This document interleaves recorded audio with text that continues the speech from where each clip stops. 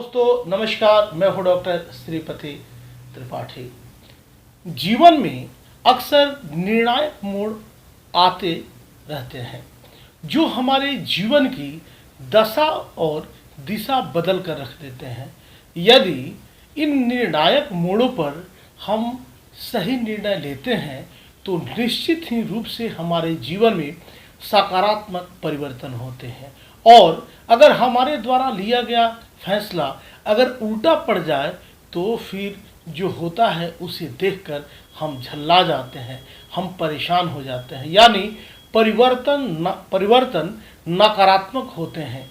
कई बार हम जानबूझकर तो कई बार अनजाने में ही आत्मविश्वास में भर सही और गलत निर्णय लेने में समर्थ होते हैं। ऐसे में हम अपने निर्णयों के सही गलत होने पर कोई ज़्यादा खुशी और दुख मनाने की आवश्यकता नहीं होती, क्योंकि परिणाम चाहे जो भी रहे हम उसके लिए दिमागी तौर पर तैयार रहते हैं। लेकिन बहुत बार निर्णय लेने में ऐसे पेच उलझते हैं कि अपने आप को चौराहे पर खड़ा पाते हैं और यह मालूम नहीं होता कि किया क्या जाए और कैसे किया जाए। इसी उलझन, इसी असमंजस, इसी द्वंद्व में जब घिरे हों तो हमें कोई चाहिए जो हमें मार्ग सुझा सके, जो हमें सद्बुद्धि दे सके।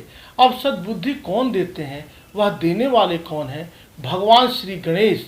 और भगवान श्री गणेश को प्रसन्न करने के लिए उनका आशीर्वाद हमेशा साथ रखने के लिए पहना जाता है एक अनमोल रत्न जिसे कहते हैं गणेश रुद्राक्ष। यह अनमोल है। रुद्राक्ष यानी भगवान रुद्र का अक्ष, यानी भगवान शिव शंकर के नेत्रों का जल बिंदु। रुद्राक्ष कई तरह के होते हैं, लेकिन मुख्य रूप से यह गौरी शंकर रुद्राक्ष, गणेश रुद्राक्ष और गौरी पाठ रुद्राक्ष माने जाते हैं।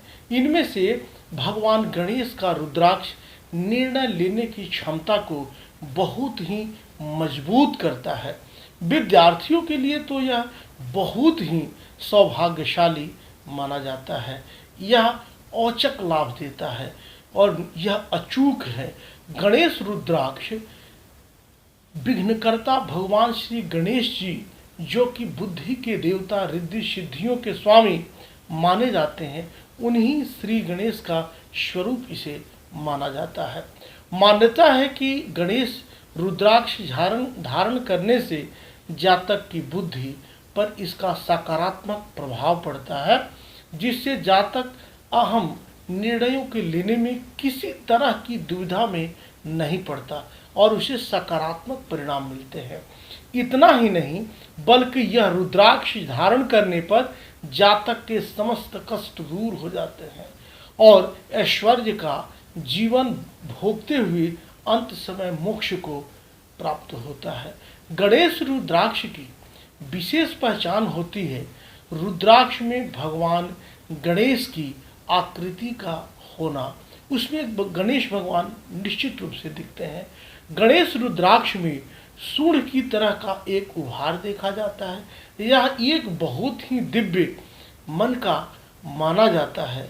गणेश रुद्राक्ष धारण करने की जो सरल विधि है वह इस प्रकार है।